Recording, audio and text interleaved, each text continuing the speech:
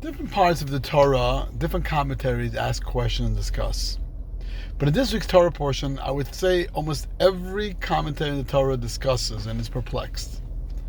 And the reason is, in this week's Torah portion tells us why Moses got punished, that he wasn't allowed to enter the land of Israel. Moses, the one with the faithful shepherd, the one that was so dedicated to God, the one that gave up, literally put his life in danger in Egypt to get the Jewish people out of Egypt, the one that led them through the splitting of the sea, the one that went in Mount Sinai and got the Torah.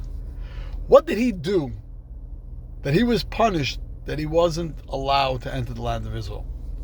So in this week's Torah portion, it tells us, and you'll be surprised, come on, this is the reason? And it tells this week's Torah portion that Moses' sister, Miriam, passed away. Now, after Miriam passed away, it says that the water that was coming out of the rock, that great miracle that they had when they were in the desert for 40 years, that water stopped coming out of the rock. Now, the Medrash tells us that when the Jews were in the desert, in the merit of Miriam, they got the water. So God told Moses, don't worry, because the Jews started complaining, we need water, where's the water? So God told Moses, don't worry. You will bring out the water again. He says, please take your staff and go to the rocks and talk to the rock. So Moses takes his staff, he goes to the rock to talk to the rock, says, let the water come out. No water comes out. Let the water come out. No water comes out. So Moses got so frustrated that he hit the rock and the water came out. And God said, because you really messed up right now. You know why? Because if you would have spoke to the rock and the water would have came out, then the Jewish people would have said, you know what? Look at this rock. This rock listens to Moses, then we for sure have to listen to Moses. When you hit the rock, you lost the opportunity to sanctify God's name. So all the rabbis, I'm sure you're wondering, are you kidding me?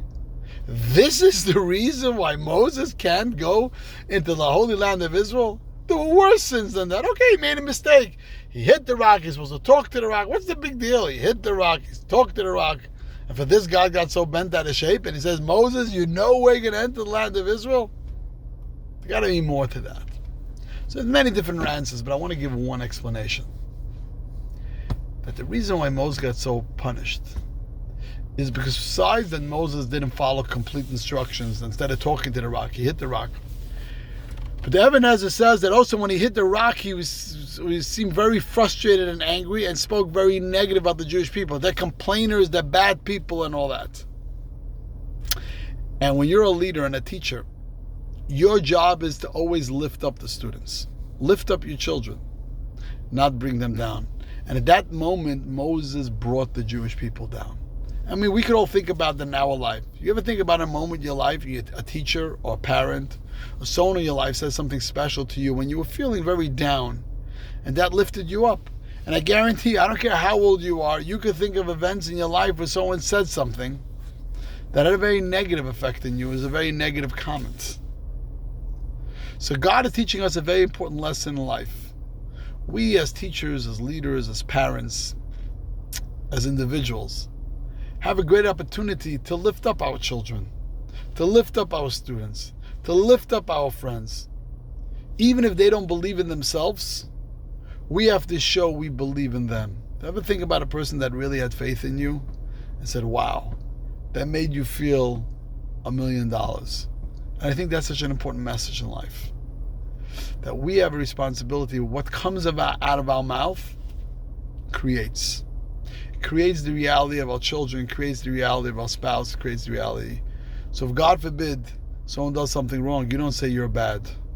You say you're a great person. Your action could be a little better next time. So may we all take this lesson to remember that every single moment, every single conversation, we should build up the person, believe in the person, speak positive about the person. Then you'll see great results.